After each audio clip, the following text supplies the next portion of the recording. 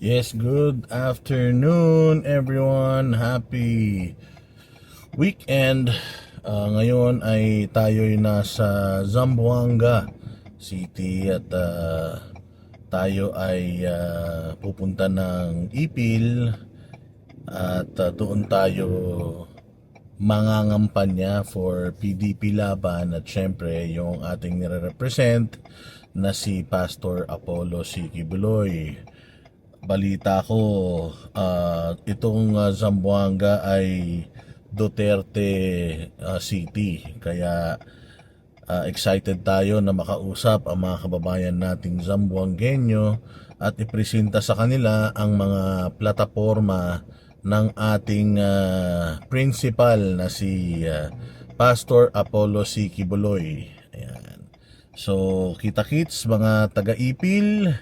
And after Ipil, meron din tayong ganap sa may Cagayan de Oro. So, from Zamboanga to Ipil, mga 3 hours na drive yan. And then from Ipil to Cagayan de Oro, that's gonna be a 10-hour na land travel. Kaya sigurado excited din ako dahil alam ko pag Mindanao maganda yung mga sites at saka yung mga madadaanan dyan eh. So really excited.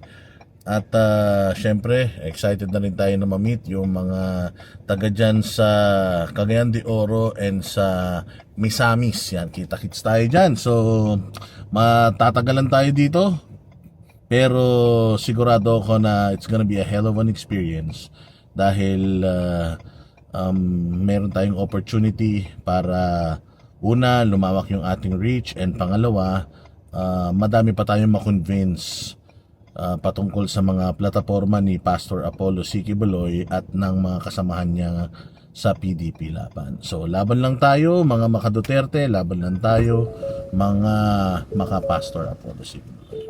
See you.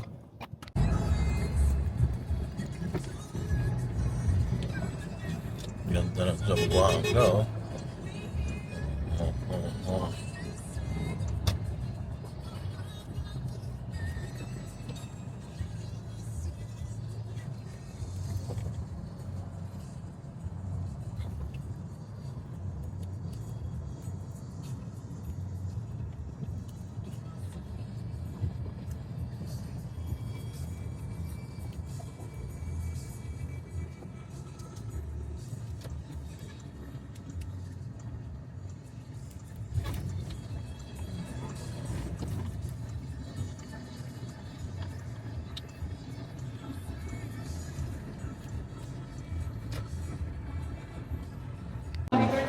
So, nandito na kami sa Sub-Saharan Sibugay, Zamboanga, with poging-poging idol MK Montiel. Tsaka galing kami sa yung kulungan ng mga giraffe. Oo, tsaka sarap ng kain namin ng almusal namin, yung ostrich egg. wow, Scrambled ang laki ostrich pala boss, egg. no? Oo, grabe. No? Sa lintik dito sa Sub-Saharan Mindanao, maglasa talaga. Tsaka yung bulalong yung rhinoceros bone marrow ng bulalo. Isang buwan daw nilang pinakuluan yun eh. Yan. Grabe dito. Kaya kung ako sa inyo, dito na kayo sa Sub-Saharan Mindanao, tumira dahil 5 klase rito mga boss. Kung titingnan nyo, so nandito tayo sa ating hotel. Actually, nakatulog na kami. Malakas ang ulan kagabi, mga bossing. Ayan. So, this is Zamboanga Sibugay, Ipil. As of course, Pastor Apollo Kibuloy. Ayan, sa Senado, number 53 sa balota. At ito ang mga PDP candidates natin. Yes. Siyempre, ang ating host at pinakamalupit na mayor ng Ipil, Zamboanga Sibugay, na ngayon ay tumatakbo bilang congressman, at ito ang mga makakatulong ni VP Sara sa sa Kongreso, di ba? So ayan. Mata Marites, Philip Salvador, Vic Rodriguez, Pastor Apollo Kibuloy, yes sir. Marcoleta, Hinlo, si Raul Lambino, syempre, Bongo, Bato de la Rosa, at si Jimmy Bondoc, at syempre ang ating pinaka-idol, the King Eagle, and the Princess Eagle, oh, di ba? From Davao. So dito gaganapin mga bossing yung press con natin. Kaya antay lang tayo, cover natin yan, and may mga darating na mga PDP laban candidates. Alright. So kagabi, ang lakas ng ulan, malabagyo, kaya brown out, pero okay lang. Nagkaroon naman ng kuryente ng mga medyo madaling araw, and diretso pa rin nakakapagpahinga naman tayo kahit konti. Tutuloy na lang natin yung pahinga natin ngayon. Ano na lang final, I think 3 weeks ng pangangampanya before election. So kailangan hatawin talaga natin, kailangan back. So sa lahat ng mga Pilipino dyan na galit na sa karahasan, galit na sa droga, galit na sa korupsyon, galit na sa katrayduran ng pamahalaan ni Bongbong Marcos, i-channel natin lahat ng ating mga galit into voting for PDP candidates and straight mula mo sa mga local government units, Congress, hanggang Senate. Boto natin lahat ng mga kandidato ni PRD. Alright, thank you very much mga bossing. See you later. Ngayon mga bossing, so nandito tayo ngayon sa press conference ng PDP laban dito sa Zamboanga, Sibugay. At ayan, makikita nyo mga bossing na madami na pong tao dito ngayon.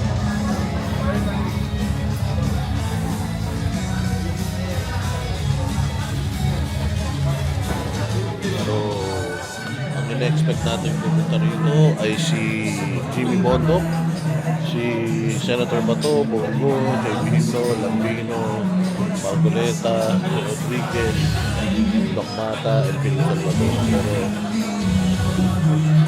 Pero di natin sure kung darating sila, pero ang alam ko si Jimmy Bondoc nandito, si Attorney Jimmy Torion, which is yung representative ng Passion of Polo Kuloy, and Rolante Marceleta. Tingnan natin kung sino pa yung darating. Napakaganda ng accommodation natin dito ngayon. Solid. Nag-iisang PDP laban ng kandidato na nagre-representa sa Visayas. Isa ako sa mga senador ni Tatay Digong at ng PDP laban. Sa mga hindi nakakaalam, ako'y naging parte ng Marco Polo 15. Yung pangalawang grupo na naghikayat kay Mayor Duterte. Kami yung mga PDP laban ng mga opisyal ng buong bansa na humikayat kay Tatay Digong na tumakbong presidente. Yung back in 2014, yung unang grupo ay yung grupo ng mga barangay captains ng Davao City, sina Marma Sanggit. Kami yung mga outsider at the rest is history, magkasama tayong lahat. Noong mga panahong yun, alam namin na wala pang sa history na presidente na nanggaling sa Mindanao. Ang kapatid nyo na taga Negros, ako yon, isa kay Ilonggo, ang aking kinampihan noong 2014 hanggang 2016, kumampi ako sa Mindanao. Kahit po Duterte. Si Pangulong Duterte ay inihandog na mistulang isang alay sa kamay ng mga naglalaway na banyaga dyan sa ICC. Huwag ninyong kalilimutan yan pagpunta ninyo sa presinto ngayong May 12, 2025. Para lang din lagi nating matatandaan, bukas ang lahat ng antas ng korte sa Pilipinas. Hindi ka maaaring magdemanda kung kaaway mo ang kapitbahay mo hanggat wala kang certificate to file action na ini-issue ni Kapitan, na ini-issue ng barangay. Anong ibig sabihin yan? Bukas ang katarungan pang barangay law. At kapag ka ikay nakakuha ng Certificate to File Action, saka ka lamang maaaring magtungo sa ating mga piskalya. At bukas din ang lahat ng tanggapan ng piskalya. Ganon din ang lahat ng tanggapan ng Ombudsman mula Luzon, Visayas at Mindanao. Bukas din ang lahat ng antas ng ating korte, mapa MPC, mapa RTC, mapa Court of Appeals, mapa Court of Tax Appeals, mapa Sandigan Bayan, at higit sa lahat ang ating Korte Suprema. Ibig sabihin, mga kababayan, walang puwang ang banyagang taga-usig sa Pilipinas. Walang puwang ang banyagang jurisdiksyon sa Pilipinas. Walang puwang ang banyagang maestrado sa Pilipinas. At kung ikaw o sino mang Pilipino ay inaakusahan ng kahit na anong krimen, ikaw ay dapat bistahan, usigin, litisin dito sa Pilipinas, hindi sa harap ng mga mahistradong banyaga kagaya ng ICC. Kaya wag nating kalilimutan, today is April 12, kahapon, isang buwan na. Isang buwan nang nasasalbahe si Pangulong Duterte. Huwag nating kalilimutan. Ang halalan po natin ay May 12. May 11, magiging 2 buwan na yung anibersaryo kung paano pinagkait kay Pangulong Duterte ang kanyang karapatan. Ito ang ating gamiting batayan at paalaala sa ating sarili kung bakit kinakailangan ninyong tulungan ang Duterte. Ang At saka yung Quadcom, marami kasi mga irregular processes na nagawa, nagagalit ang mga tao. Nakita nyo naman lahat ng tinawag nila, dapat sana yung mga taong tinawag nila makakatulong para gumawa ng batas. Kasi sa Congress, pagka nagtawag ng hearing, it's always inquiry in aid of legislation. The primary objective is to enact laws. Kaya mo lang tinawag yung mga tao para tulungan ka na ma-perfect yung contemplated measure. Hindi nangyayari yun Itong Quadcom, the central objective is not to enact or legislate. It was directed precisely against only one person. To prosecute and persecute the former President, Rodrigo Duterte. Nangyari na, di ba? Tingnan ninyo yung kanilang committee report. The committee report is brought with recommendations to charge President Duterte and all the other persons connected with the war on drugs. Yun lang. It's prosecution. It was never in aid of legislation. So, nagagalit ang mga tao. So, yung mga vloggers, ang kanilang ganti na lang, kumisa, masakit talaga. But that's the way it is. Kasi, masakit ang loob ng mga tao. So, ang laban na lang, mag-vlog na lang. Kumisa, naaabuso naman talaga yung pagsasalita. Maraming masakit talaga. But I told them, maski na masakit, sabi ko, because there's a gold standard already enunciated by the Supreme Court in several of its decisions. If you are a public servant, huwag ka masyadong manipis. Hindi ka dapat on your skin, gano'n. Kung talagang ang feeling mo na abuso ka talaga, ay didimanda mo na lang. There are libel laws, defamation, blah, blah, blah. Ginagawa nila ngayon para patigilin. Para patigilin yung dissent. Para sa gano'n, hindi na sila binibiran. Yun lang naman ang gusto nila. But this is directly to censor public discourse. Hindi tama yun because parang napiprevent yung freedom of speech. Pabili tayo, tayo may pera dito. Okay, kasama natin ngayon si Attorney Vic at saka si Attorney Bobby Torion.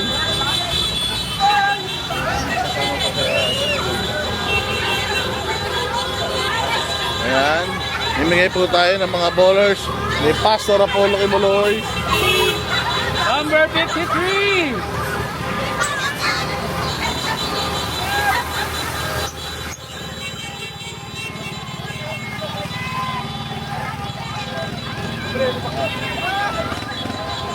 Ayan, mga bowler ID.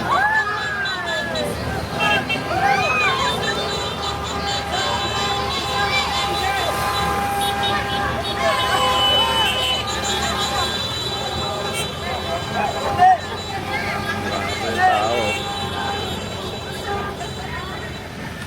Nabusahan ni Matap. Baka daw kung saan. Nagagawin sa dinyo. Ibang biras mga tao. Huwag ka natin pulupugong ng kutina. Dagang ngayon. Sipat ko kay.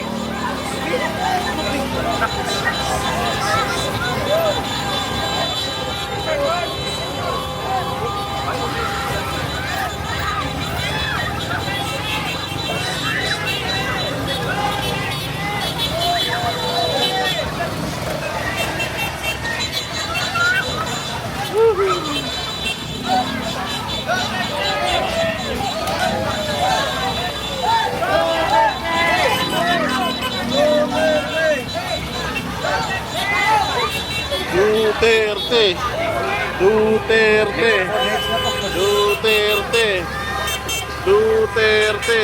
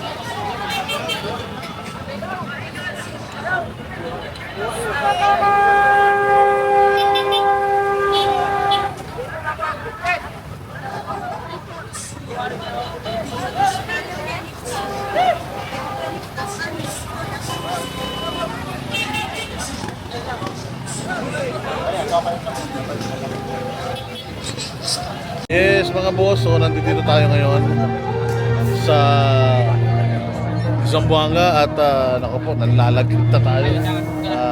Tapos na po tayo mag motorcade at grabe ang pagsigaw ng tao sa mga kandidato ng PDP laban. Grabe din ang kanilang Duterte chant. Talagang ang Mindanao ay Duterte, Duterte country. Sobrang solid mga bossing yung experience natin dito. Grabe, talagang minahal tayo ng mga taga Zamboanga, Sibugay. Solid to. Hello po. Hello po, tita. So, dito tayo ngayon.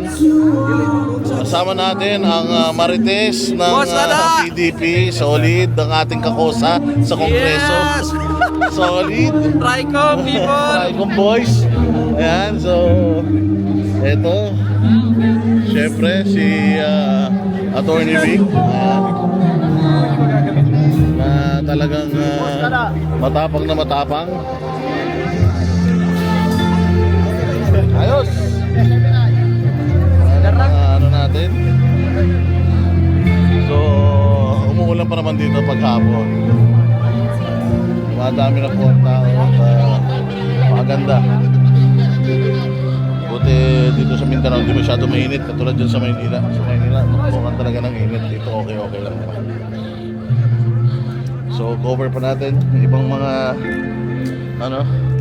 aganapan dito sa Zamboanga, Sibugay, dito sa Ipil. Solid na solid itong gig natin na to. Nakakapagod pero pagka para sa bayang Pilipinas yung gagawin mo, hindi mo mararamdaman yung pagod. number 53 sa Balota. Pastor Apollo Kipuloy lang ang sakalam. Mataas na. Meron pong lalapit sa inyo ng mga ibang senatoriables. Hindi namin sila kasama. Ang mga kasama ko po ay itong nandito sa likod ko. Pero merong isang team na lalapit sa inyo. Anong pangalan po nung team? Ano po? Imbangan. Anong pangalan ng team nila? Bahala na po kayo kung anong pangalan nila. Ang importante po, sila, hindi nila ipaliliwanag sa inyo ito kung bakit ganito ang nararamdaman natin ngayon. Bakit ganito kahirap ang ating bansa. Wala isa man sa kanila ang magpapaliwanag sa inyo kung bakit nagkaganito ang buhay natin. At yung team na yon, gusto nila matanggal ang Vice President. Gusto nyo ba matanggal ang Vice President? Pero tatanggalin nila kapag sila po ay mas maraming nakuhang boto kesa sa amin. Tandaan po ninyo, isasabihin namin sa gabing ito. Talagang tatanggalin nila ang Vice President. Ibalik niyo si Tatay Digong. Tama na, sobra na, tinamalan niyang mali. Tama na, sobra na, buong bansang inaapi. Si Digong ay naglingkod lang ng tapat. Si Tatay lang ang nagmahal sa aming lahat. Sabay-sabay! Ibalik niyo si Tatay Digong. Walang salang ikinulong, palayain niyo na. Iparinig natin kay Tatay Digong sa Netherlands. Ibalik niyo si Tatay Digong. Kasariin ay nakataya, pagpayapaan ng bansa. Ibalik niyo si Tatay Digong. Ibalik niyo si Tatay Digong. Nakaluhod na ang bayan, lalo niyo pang sinasaktan.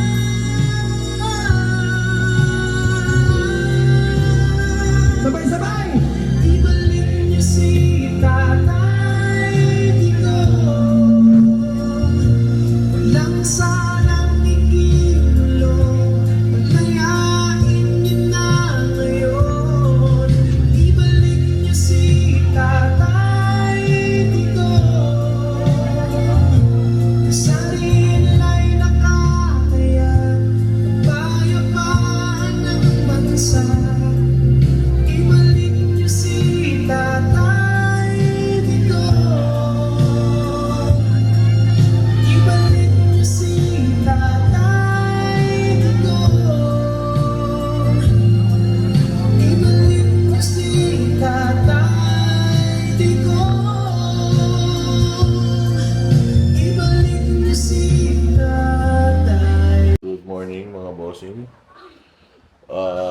After ng ating malupit na campaign rally sa may Zamboanga, Sibugay sa Ipil, nandito naman tayo ngayon sa may Cagayan de Oro.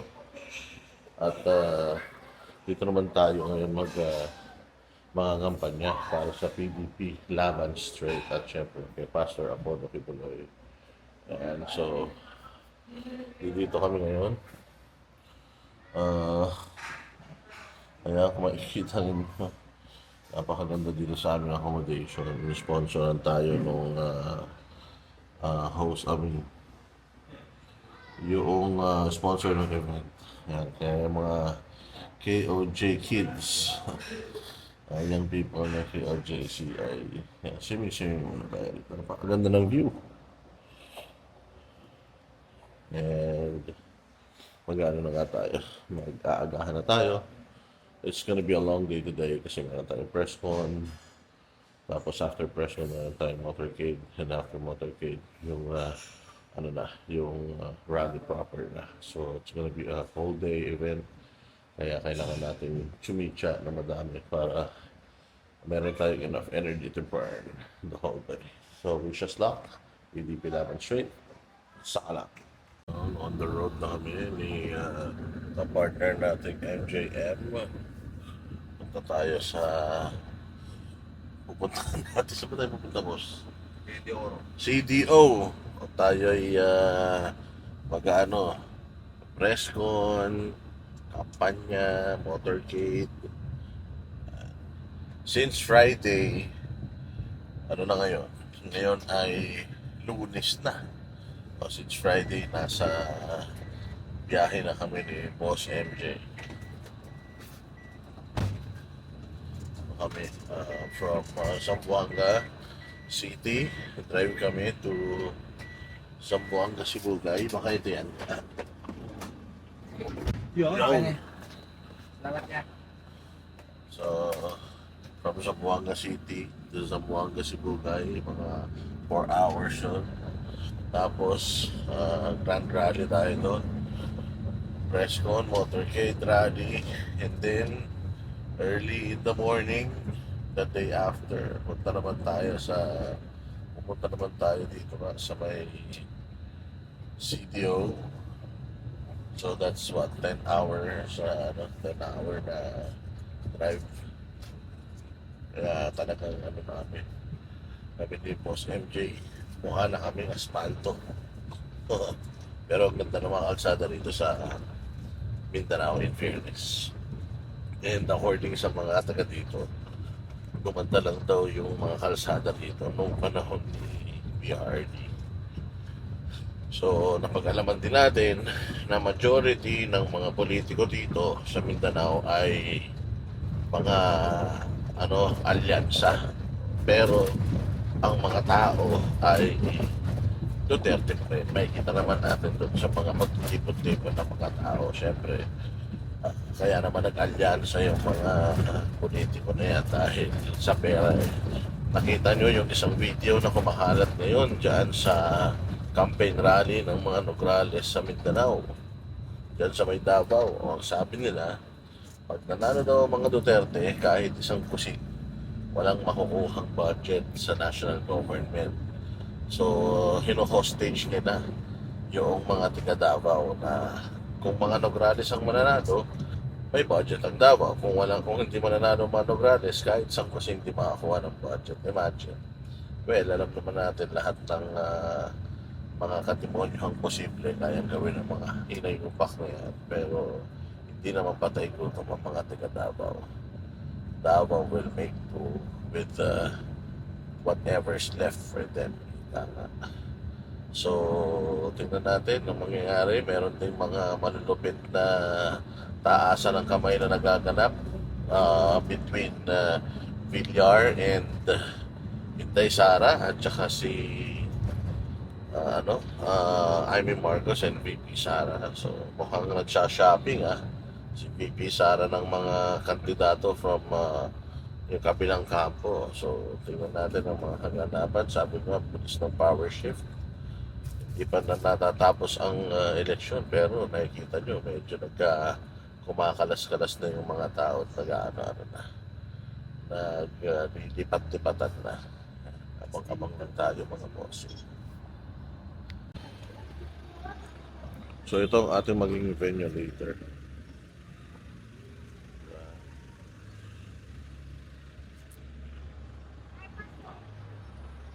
Dito yan sa El Salvador, Misamis Oriental. After 2 hours ng biyahe natin, mga bossing, tayo ay nandito na at syempre dinatnan natin ang ating isa sa mga PDP Duterte, si Attorney Vic Rodriguez. kasalukuyang pinagkakaguluhan ngayon. Vic.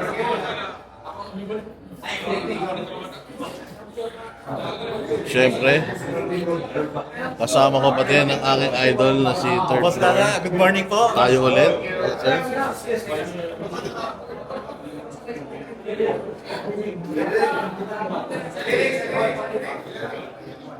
Ayan. So, magmo-motorcade tayo dito, press con, and then balik tayo ng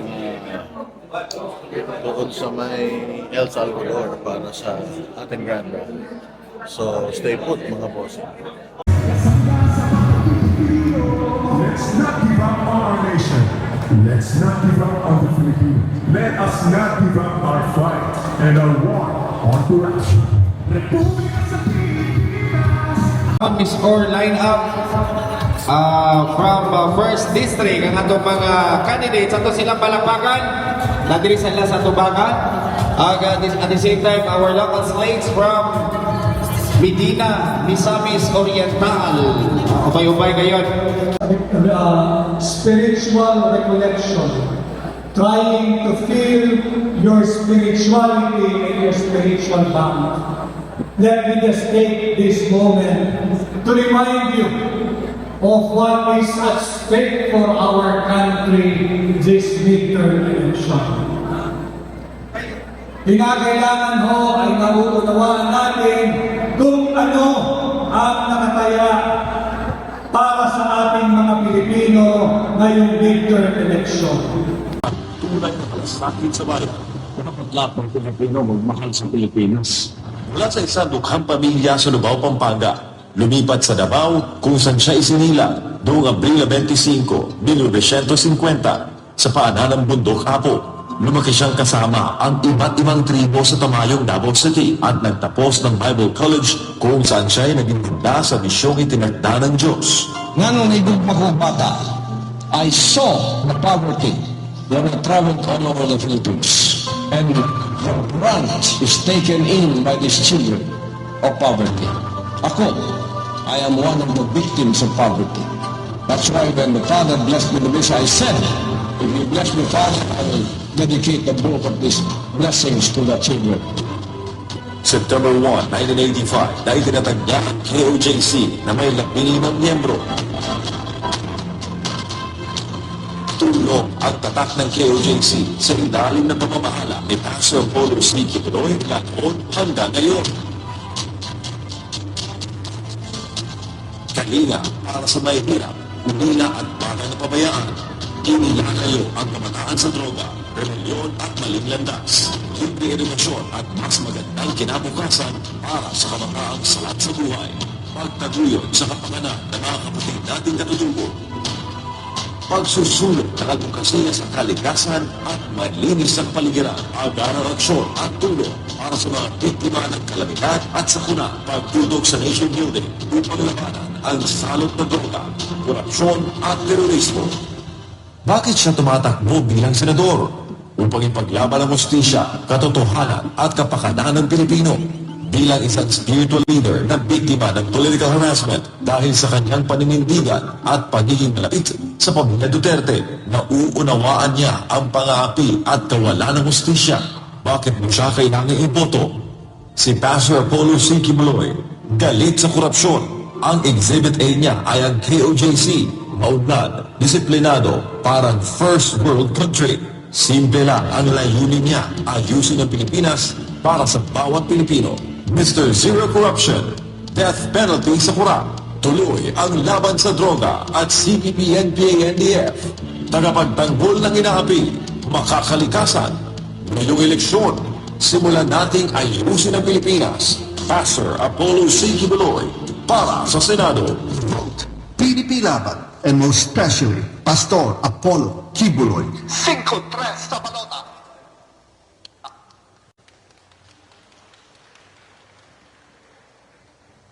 Maayong buntag sa atong tanan, mga taga Misamis Oriental. Maraming salamat po sa inyong pag-imbita sa team ni Pastor Apollo Kibuloy, ang Pastor Apollo Kibuloy for Senator Movement. Thank you very much, Gov and Mayor Uy. sa inyong pagpapaunlak sa amin. Ako po ay nandito ngayon dahil ang ating principal na si Pastor Apollo Kibuloy ay kasalukuyang nakakulong dahil po sa isang pagkakamali. Pero kayo na po ang maghusga kung pagkakamali nga po ba ito. Si Pastor Apollo Kibuloy nakakulong hindi dahil dun sa mga gawa-gawang kaso niya, kundi dahil siya ay best friend ng mahal nating Pangulo na ngayon ay nakakulong na rin sa dahig. Sino dito ang nagmamahal kay Pangulong Duterte? Sino dito ang naniniwala sa mga kasong isinampa kay Pangulong Duterte sa dahig?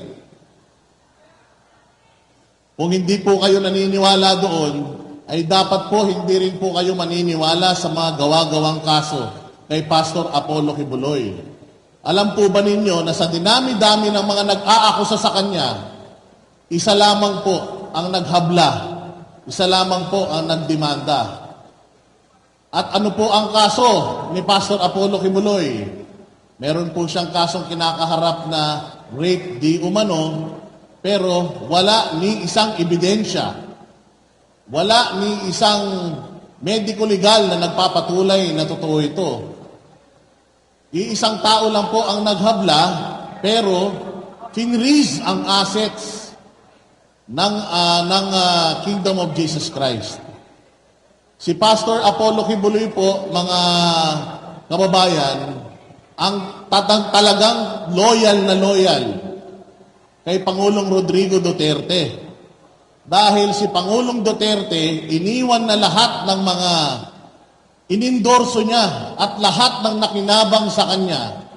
Iniwan na siya, pero si Pastor Apollo Kibuloy, kahit ikulong mo, hindi magpapatakot at lalong-lalong hindi ipagkakanuno si Pangulong Duterte.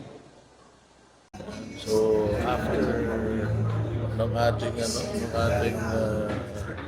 speech dyan sa Villanueva, Misamis Oriental, tayo naman po ay tumungo na dito sa anong mall to? Anong mall malapit to? Linkit Kay. Sa may Linkit Kay. Anong lugar na to? Cagayan de Oro. Cagayan de Oro. Okay. So ito sa Cagayan de Oro City. Mag-press con naman tayo mga bossing. So yan. Makikita po ninyo yung setup doon. Upo tayo dahil yan, wala si Attorney Torion, kaya tayo po ngayon ang magiging representative ni Pastor Kibuloy dito sa mga taga-PDP at mga local officials ng Cagayan de Oro City.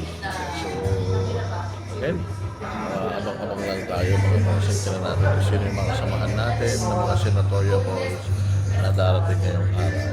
It's an honor to represent Pastor Apollo Kibuloy kasi alam talaga natin na magtatrabaho sa mga. So, number 53 sa Balota, Pastor Apollo Kibuloy. Sa totoo lang, ako, bilib ako sa mga PDP laban candidates na ito kasi napalitaan natin na dito nga daw sa Mindanao, karamihan daw ng mga LGU, congressman at saka mga politiko dito, BBM. So, nabiling na yata talaga ng administrasyon. Pero kaya nga bilib ako sa mga PDP laban kasi pagamat yun yung trend, sila ay kumampisa malakas sa sitting government, pinili pa rin nila to stay sa kampo ni Pangulong Duterte na kahit na inaapi, kahit na binabalahura, hindi nila alintana yun. Bilib talaga tayo sa mga taga Mindanao at lalo-lalo na yung mga PDP laban members. Sobrang chilling effect yung ginagawa nila kay Pangulong Duterte at saka kay VP Sara and Pastor Apollo Kibuloy. Pero hindi nila yan alintana, laban lang para sa bayang Pilipinas. Mananaig ang kabutihan. Sabi nga nila, if God is with us, who will be against us? Kahit yung mga senatorial balls natin, nakakabilib kasi Kung titingnan ninyo mga boss, kompletong-kompleto. Itong ano natin, itong ating lineup. Meron tayong pulis, Senator Go, marami tayong mga abogado. Nandiyan dyan si Jimmy Mondo, si Lambino, si Hinlo, si Marcoleta, si Rodriguez.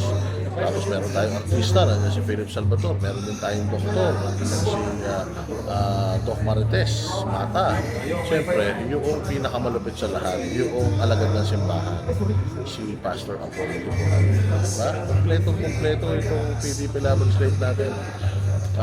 Kahit na sasampu lang yan, powerhouse na talaga yan. Itong grupo lang na to kayang itakil lahat ng problema ng bayan natin Pilipinas, kayang solusyonan. And this lineup will give yung balance sa power within the three branches of government.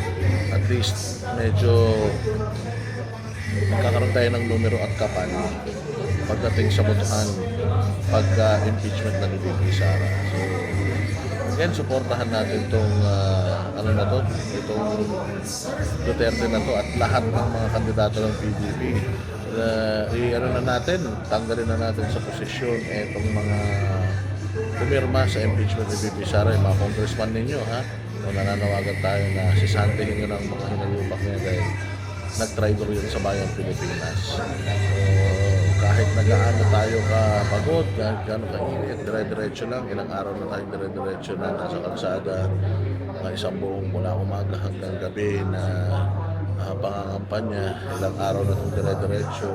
Kahapon, at least mga 15 hours kami sa kalsada para lang makarating dito sa Misamis Occidental, Oriental, and dito sa Cagayan de Oro. So after ito, motorcade na naman, and then meron na naman tayo meeting di Avance. So hindi natin nalitaan ang pagod para sa bayang Pilipinas, para sa mga nire-represent na natin mga kandidato. Kaya sana tulungan niyo po kami na ito pong ating pagkikita ay magkaroon ng magandang resulta at katotohanan para sa bayang Pilipinas.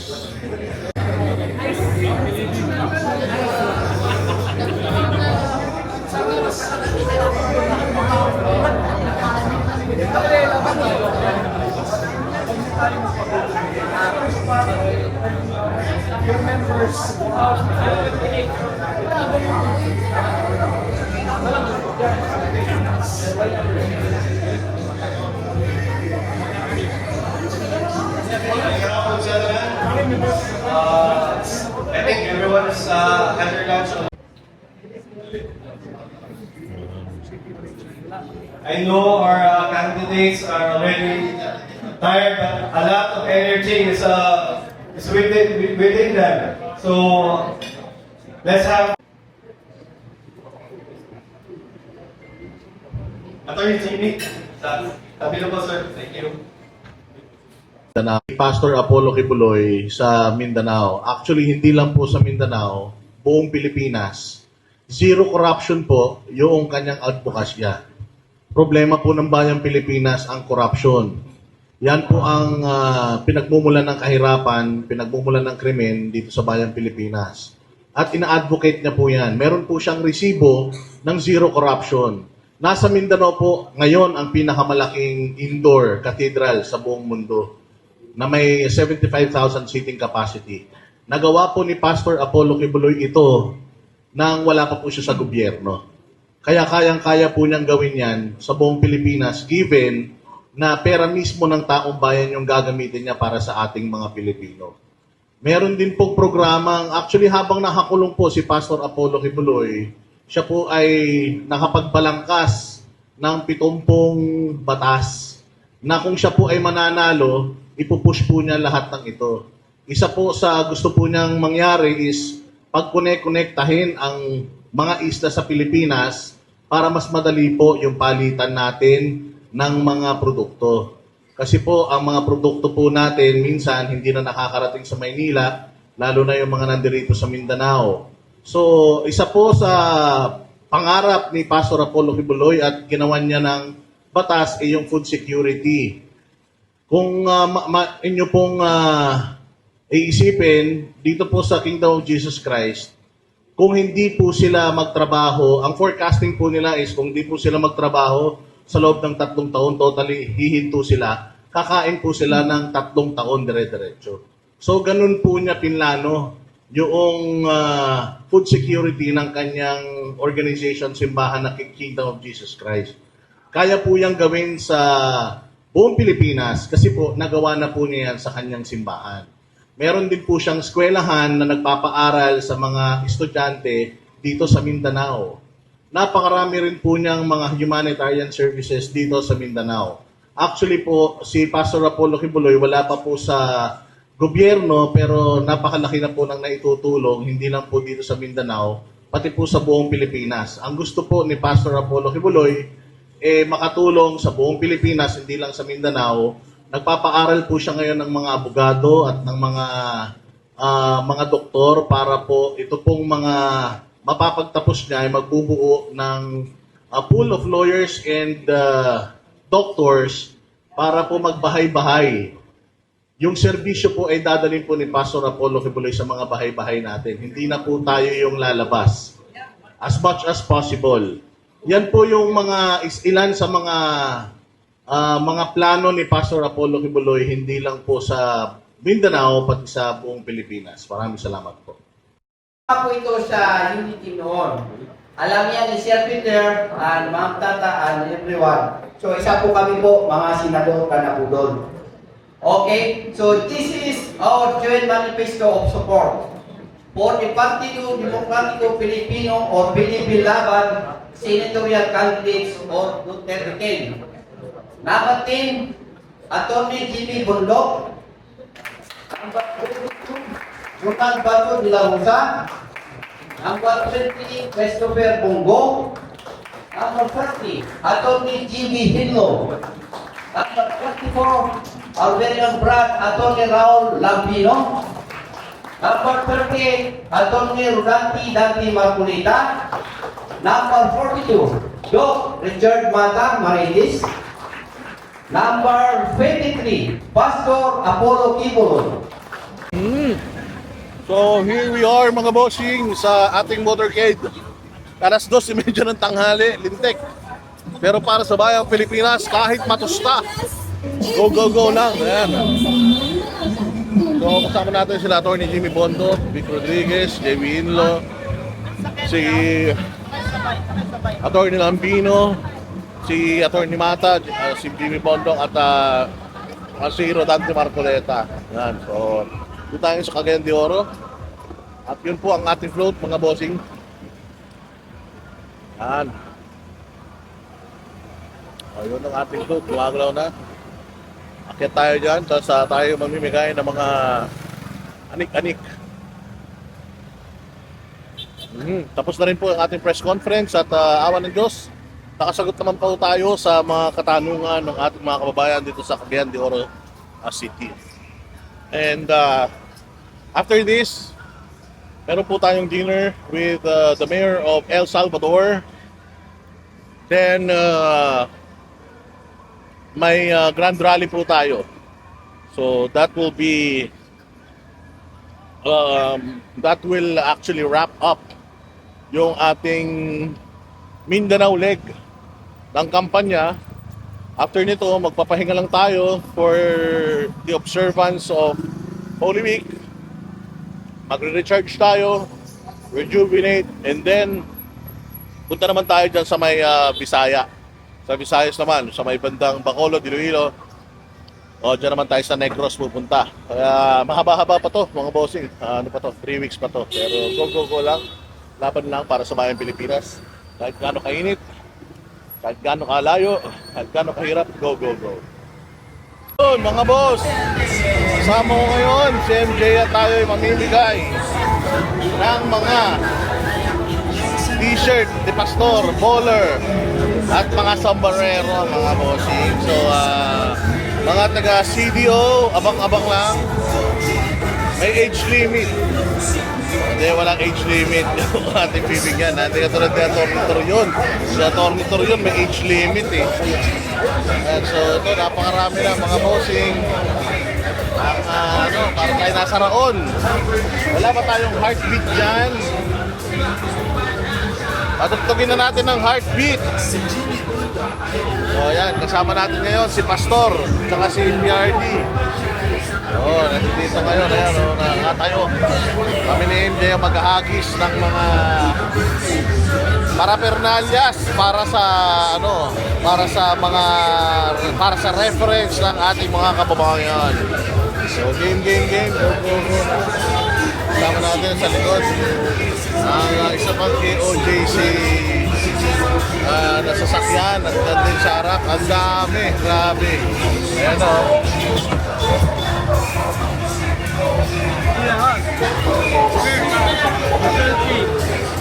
Grabe kainit sa inyong tawag sa kampanya sa Duterte sa Senatorial Street. Kung napating yun sa team sa Duterte. Duterte! Magsuporta. Ginaot mga kababayan. Mga kaigsuunan kong Bisaya. Dali sa CDO, mga Tiyada Cagayan. Napagay yung suportahan ang tanang mga kandidato. FPRD sa pagka-senator. Ilamina, number 53, Pastor Apollo City, Boloy.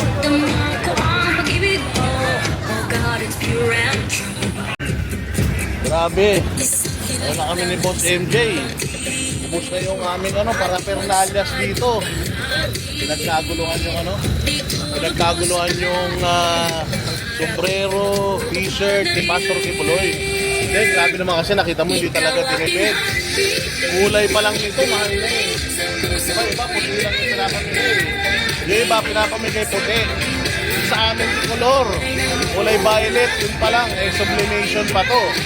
Hindi ito print lang. Yung iba, print lang na gano'n. Ito, sublimation to. Kaya, quality yung binibigay natin. Hindi siya pucho-pucho.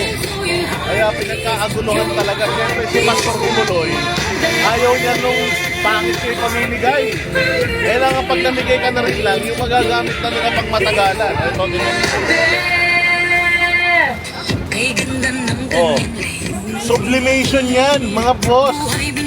Dito yung pinapamigay na tig-100. Pag nakita nyo to, ano to? Buong t-shirt, kulay violet talaga.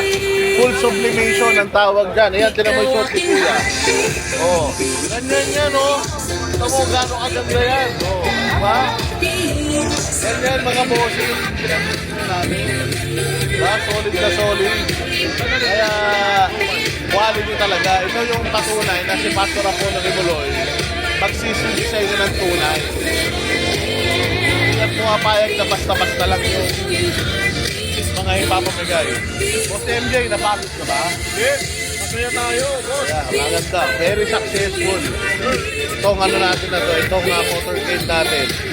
Actually, huminto kami doon sa may Sir, huminto kami doon sa isang palengke. Doon pa lang naubos na kami. Ang daming tao talaga doon. Na-traffic pa kami, kaya dinumog kami. Pero okay lang.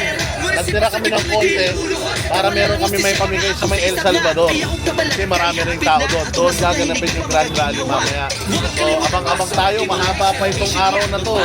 Halos nagsisimula pa lang. Kahit tostado, sunog na kami. Okay lang yan. Tingnan mo naman, di ba? Ayan yung t-shirt natin, boss. Kita nyo? Diba? Full sublimation yan, sir. Hindi yan basta-basta t-shirt lang na inimprentahan ng pangalan ng politiko.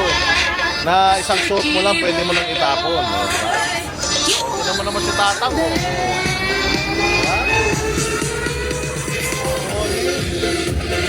Ano mo, yung t-shirt natin, full sublimation. Ito, t-shirt na pinatakan lang. Quality is the best. Sabi na quality, yan ang ating policy. So, ito ang ating mga senatorial representative. Doc Mata at saka si Attorney Vic, syempre. Si Senator Pato at ang ating idol na si Sir Philip. Sir, masyado kang busy kakatingin ng survey.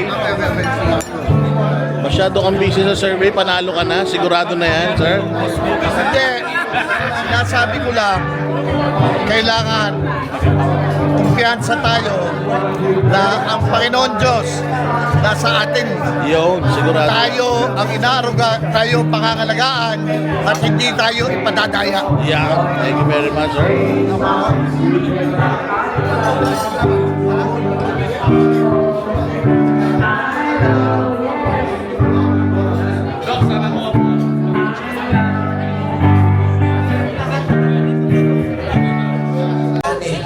Sa inyo, Senator Bato de la Rosa. Paliw lang, tabanin ninyo. Ikatulo, magkita ng Ilonggo. Unahon sa nato ng Ilongban. Si number 30, kami Ilonggo si Attorney J.B. Hinlo, representative ni siya sa Visayas. Kay Ilonggo man Ako, Bisaya man kong Batanggenyo, pero mga Ilonggo, ako man ang parente. Kinsa may Ilonggo na Linte, mga parente ko na mga Ilonggo na. Kaya mga Ilonggo, ang tawag sa inyo Ilonggo, ang pangalan ako, Bungo. Gaw, sa gaw. El Salvador City, our next senatorable, number 53, Sapalota, Pastor Apollo Kibuloy, his representative, Boss Dada. Dating Pangulo ng Republika ng Pilipinas. Kanyang matibay na kakampi, espiritual na tagapayo at tapat na kaibigan.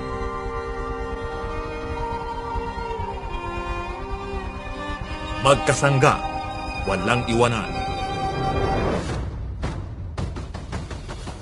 Parehong pilit na pinagbabagsak ng mga korap at sakim sa kapangyarihan. Si dating Pangulong Rodrigo Roa Duterte, pwersahang dinala sa panyagang bansa.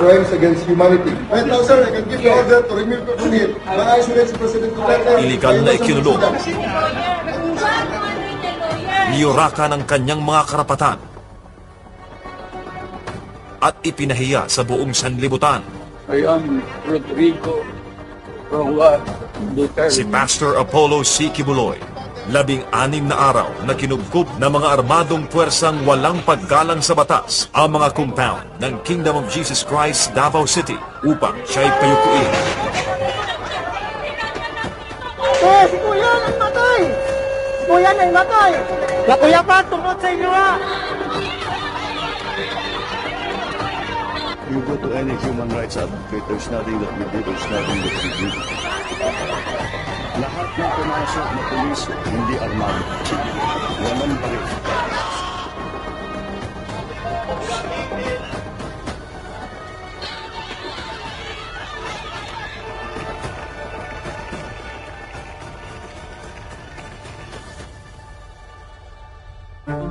Dalawang lider, tapat na magkaibigan. Biktima ng maduming laro ng politika sa Pilipinas. Iisang mukha ng pang-aapi, parehong pattern, parehong taktika. Mga gawa-gawang kaso, brutal na paggamit ng puwersa. Lahat ng yan ay upang patahimikin sila. Noon pa man, bago mangyari ang mga walang katarungang ito, sinubok na ng panahon ang kanilang samahan. Mula pa noong unang bahagi ng 1980s, si Duterte noon ay isang piskal at si Pastor Kibuloy noon ay nagsisimula pa lamang ng kanyang ministeryo sa isang maliit na kapilya sa Agdao, Davao City, ay may iisang pangarap. Isang bansang malayo sa korupsyon, droga at insureksyong komunista. Ang Sunshine Media Network International ang naging pinakamalakas nilang sandata. Ang tanging network na walang takot na naglalantad ng katotohanan. Ngunit ang katotohanan ay may maraming kaaway. I move for the issuance of subpoena to Pastor Kibuloy to appear on this committee. So move, Mr. Chair. And if Mr. Kibuloy does not show up, I will cite him in contempt and have him arrested. Lagay nyo dito yung prangkisa nyo on the line. Noong 2023, pinalaan na ni Vice Presidente Sara Duterte si Pastor Kibuloy. Tatargetin ang SMNI. Isusunod na pabagsakin si Pastor Apollo C. Kibuloy at ang kanyang simbahan gamit ang mga gawa-gawang kaso. Bibili ng mga miyembro, babayaran para maging false witnesses. Ikukulong ang kanyang ama sa International Criminal Court sa The Hague, Netherlands. at pagkatapos, siya naman ang isusunod.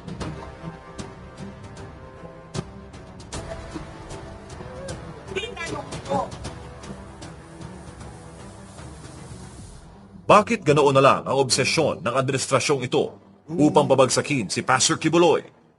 Dahil sa kanyang ipinaglalaban. Si Pastor Kibuloy ay hindi lamang spiritual na leader ng KOJC na may 7 milyong nasasakupan sa buong mundo. Siya rin ang nagtatag ng Jose Maria College Foundation Incorporated na nagbibigay ng libreng edukasyon sa maraming kabataan.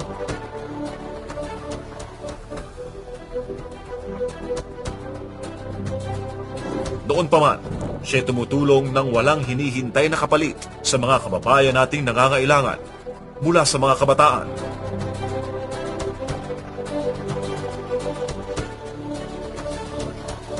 Sa mga biktima ng sakuna at kalamidad, mga katutubo,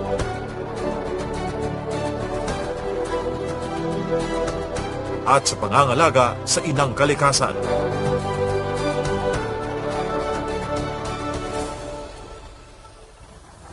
Siya ang puwersa sa likod ng SMNI, ang tanging network na lumalaban sa korupsyon, droga, terorismo at hindi nababayaran ng kahit anumang suhod. Siya ang pinakamalakas na kakampi at tapat na kaibigan ni Duterte kung kaya't siya ang unang ginipit. Isa-isa, nabubuo ang mga piraso ng plano ng mga kaaway. Natanggal ang lahat ng balakid upang hadlangan ang pagbabalik ng isang Duterte.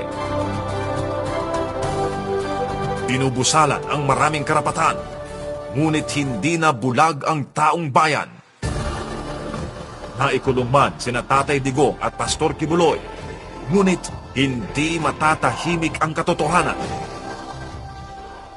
Mas lalo nilang sinusubukang pabagsakin ang mga Duterte. Mas lalo silang lumalakas kasama ang sambayanan. Protektahan natin ang huling depensa, si Vice President Sara Duterte. Ang halalang ito ay hindi lang tungkol sa pagpili ng mga kandidato. Ito'y patungkol sa pagpili sa pagitan ng paglaban o pagsuko. Bumoto ng matalino.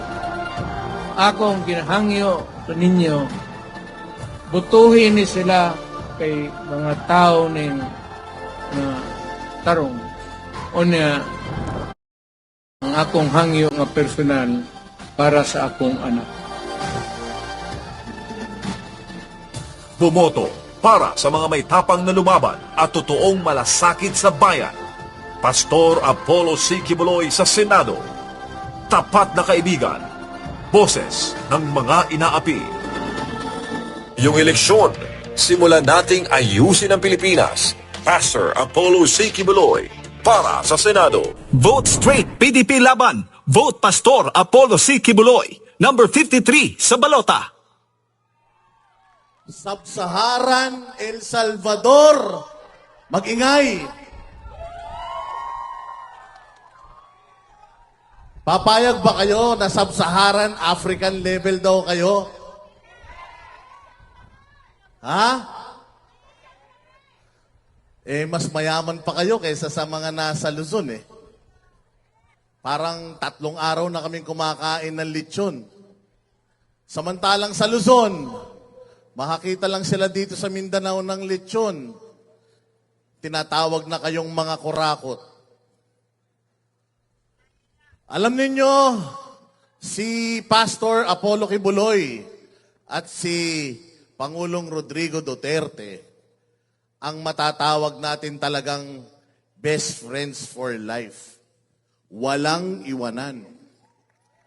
Sa sobrang walang iwanan, parehas ng kinahinatnan. Nakakulong ngayon. Balikan natin kung anong nangyari kay Pastor Apollo Kibuloy. Meron pong kasong isinampa sa kanya ng iisang tao lang. Ilan yung mga yakyak ng yakyak sa hearing ni Ontiveros sa Senado? Ang dami. Ang daming paratang. Pero isa lang yung nagsampa ng kaso. Kaso na rape, 5 years bago isinampa. Dismissed na yung mga kaso niya, pero binuhay ulit. Si Pastor Apollo Kibuloy, pilit nilang gustong makuha. Siya ang unang-unang tinrabaho. Pinilit nilang makuha. Practice na pala yun. Noon pa namin isinisigaw na pagka pumayag tayo na mangyari yun kay Pastor Kibuloy, merong mas malaki silang gagawin na sigurado ako ikagugulat nating lahat. Pumunta ang magaling na si General Torre sa Davao City. Ipinresinta ang isang warrant of arrest. Hindi para kay Pastor Apollo Kibuloy, para sa ibang tao, at ang address, Pasig. Gamit ang warrant of arrest na yon, kinubkub nila ang Kingdom of Jesus Christ for 16 days. 16 na araw na kanilang kinubkub, binaboy ang simbahan ng Kingdom of Jesus Christ ni Yorak-Yorakan. Natatandaan ko noong nakapasok sila Senator Robin Padilla, usually siya daw ay nagtatanggal ng sapatos sa kanyang paa sa tuwing papasok siya sa kahit na anong simbahan. Kay moske, kay simbahan ng mga Katoliko, basta bahay panambahan, nire-respeto niya yun at nagtatanggal siya ng sapatos. Ang laking gulat niya. Nakaikot na siya sa loob ng katedral ng KOJC. Naiyak siya kasi hindi niya akalain na simbahan pala yun. Sabi natin noon, kung kaya nilang gawin sa simbahan ng KOJC, kaya nilang gawin sa mga kapatid natin na INC. Kaya nilang gawin sa mga kapatid natin na mga Muslim. Kaya nilang gawin sa mga kapatid natin na mga Katoliko. Pero hindi tayo nakinig. Pinabayaan natin. Akala natin, yung problema na yan, problema lang ng Kingdom of Jesus Christ yan. Eto na. Ano na nangyari pagkatapos? Parehas na tao, parehas na taktika, parehas na galaw. Nasa Hong Kong kasama namin si Pangulong Rodrigo Duterte. Alam niya na meron siyang warrant of arrest. Pero alam ninyo, katulad ni Pastor Apollo Kibuloy, na isinakripisyo niya yung kanyang sarili para sa kanyang mga miyembro, si Pangulong Duterte, isinakripisyo din niya yung kanyang sarili. Umuwi siya ng Pilipinas. Hindi niya na nakita yung mga pamilya niya, yung mga mahal niya sa buhay. Itinapon siya sa ibang bansa. Isinakripisyo niya yung kanyang sarili para maintindihan ninyong lahat kung anong klaseng Pilipinas meron ngayon. Papayag ba kayo na ang sakripisyo ng 2 taong ito ay masira na lang? Papayag ba kayo na mapawalang kwenta na lang lahat ng mga sakripisyo ng 2 ito? Si Pangulong Duterte at si Pastor Apollo Kibuloy ay nagtulong para labanan ang insurhensya sa Pilipinas. Mga NPA, mga rebelde, mga terorista, yan po ang kalaban natin, mga kababayan. Ginawa ni Pangulong Duterte ang lahat at ni Pastor Apollo Kibuloy, gumastos ng bilyon-bilyon si Pastor Apollo Kibuloy para lang labanan ng insurhensya sa Pilipinas at nanalo tayo. Nanalo tayo. Kaya lang, nung nanalo din sila, nakipag-peace talks. Mauubos na sana eh. Kaya lang, nakipag-peace talks. Pagkatapos ng peace talks, anong nangyari? Si Pastor Apollo Kibuloy, ang laki ng naitulong sa administrasyon na ito. Sa presidente natin, ang laki ng naitulong ni Pastor Apollo Kibuloy. Pinagamit ang kanyang eroplano, pinagamit ang kanyang resources, pinagamit ang SMNI. Natatandaan ninyo, yung presidenteng ibinoto ninyo ayaw makipagdebate kasi walang laman. Bukod tanging SMNI, ang inatinan niyan na debate. Ibinoto nyo. Ngayon, humihingi tayo ng drug test. Anong sabi ng spokesperson ng Malacanang? Wala daw kayong karapatan. Papayag ba kayo nun? Isang patunay na walang utang na loob ang mga yan. Matapos tulungan ni Pastor Apollo Kibuloy, gumastos ng daan-daang milyon para lang sila tulungan. Si Pangulong Duterte, si VP Sara, nag-give way, nagtumakbong VP. Matapos tulungan ng mga Duterte, ikampanya ng mga Duterte, anong ginawa ng mga hinayupak? Ipinagkanuno si Pangulong Duterte. Papayag ba kayo na ang nag-iisang presidente ng Mindanao ipinamigay? Si Pangulong Duterte at si Pastor Apollo Kibuloy ay totoong mga anak ng Mindanao. Sila pong dalawa ay nagsimula sa Davao. According sa kaninang nakita ninyo, maliit pa yung simbahan ni Pastor Kibuloy, si Pangulong Duterte piskal pa lang, sabay po silang nagtulong para ayusin muna ang Davao. Nagkaroon tayo ng pagkakataon. Tulong pa rin sila. Inayos nila yung Pilipinas. Ang ganda na ng Pilipinas, 6 na taon. May pandemic, may reklamo ba kayo? Nairaos tayo ni Pastor Apollo Kibuloy at ni Pangulong Duterte. Matapos ang lahat ng ginawa nila para sa ating mga kapulisan at kasundaluhan, walang ginawa itong mga ito para protektahan yung 2 taong nagmahal sa kanila ng lubos. Nakakalungkot. Ito na po ang estado ng bayang Pilipinas ngayon. Babawi ba tayo? Galit ba kayo? Kung galit kayo, lahat ng yan, ireserba nyo sa Mayo 12. Etong 10 senador na ini-endorso ni Pangulong Duterte, baka naman pwede, kung hindi tayo nakinig kay Pangulong Duterte noong 2022, baka pwede ngayon makinig na tayo sa kanya. Pwede ba yon? Bawi tayo kay Tatay Digong. Sabi niya noon, wag niyong iboto Bangag daw. Pero ibinoto niyo pa rin. Anong nangyari? Eto na ngayon. So babawi ba tayo kay Pangulong Duterte? Pwede ba nating irigalo kay Pangulong Duterte ang pagkapanalo ng 10 senador na inendorso niya? Maraming salamat kung ganun. Sana po ay natuto na tayo sa aral ng nakaraan.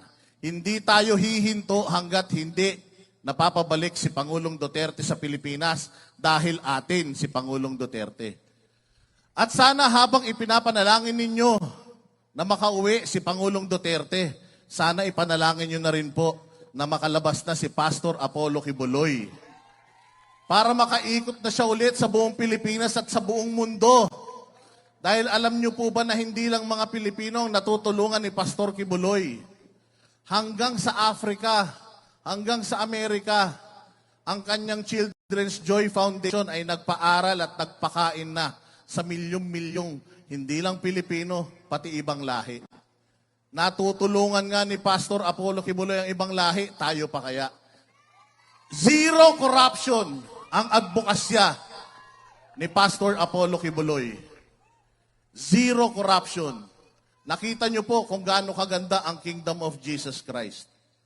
Hindi pa po siya tumatakbo bilang isang senador. Napakarami na po niyang accomplishments. At ito pong mga miyembro ng KOJC ang magpapatunay kung gaano kagaling na leader si Pastor Apollo Kibuloy. Lahat ng mga benepisyong natatanggap ng Kingdom of Jesus Christ members and workers, posible pong makuha natin lahat yan. Basta pumayag lang po tayo sa zero corruption. Pag ibinoto nyo yung 10 kandidato na to, hindi lang natin masisecure si VP Sara sa 2028. Masisecure natin ang isa't isa. Sigurado tayo na yung 70 na batas na ginawa ni Pastor Apollo Kibuloy ngayon pa lang na nakakulong siya, mapapakinabangan yun lahat. Si Pastor Apollo Kibuloy ang magsisilbing konsensya ng mga senador sa Senado. Babaguhin ni Pastor Apollo Kibuloy yung nakasanayan na bulsa muna bago kayo. Sa dinami-dami ng ari-arian, yaman ng Kingdom of Jesus Christ kahit isa, wala pong pag-aari si Pastor Apollo Kibuloy. Lahat po ng nakikita niyong mga ari-arian nila, pag-aari po nila. Ganun po kasi pagka-leader, ini-empower mo yung iyong mga nasasakupan.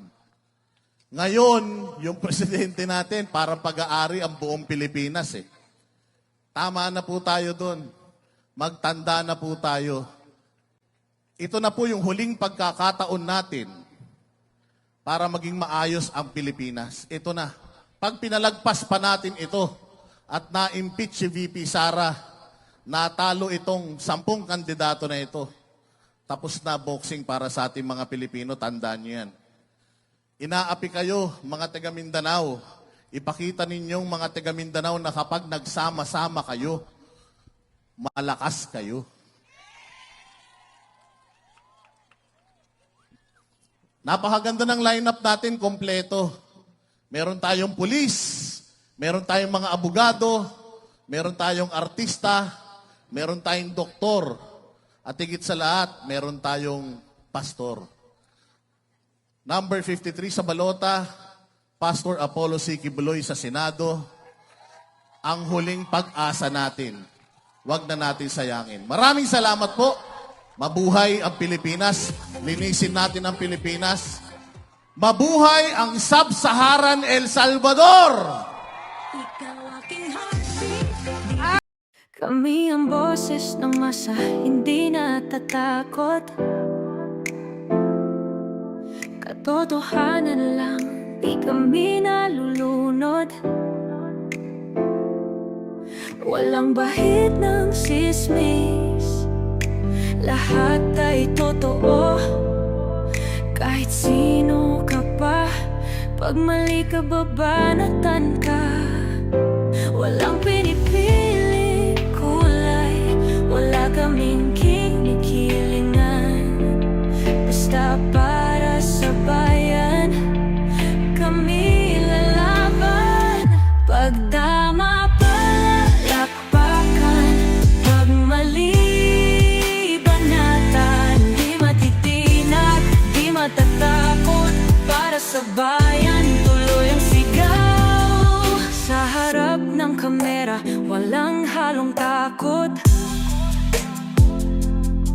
Mga baluktot, lahat kayo'y tutumba. Ang hustisya at totoo, yun lang ang mahalaga. Kahit sinong harang, di kami matitinag. Walang pinipiling kulay, wala kaming kinikilingan. Basta para sa bayan, kami lalaban. Pag tama palakpakan, pag mali banatan. Di matitinag, di matatakot, para sa bayan.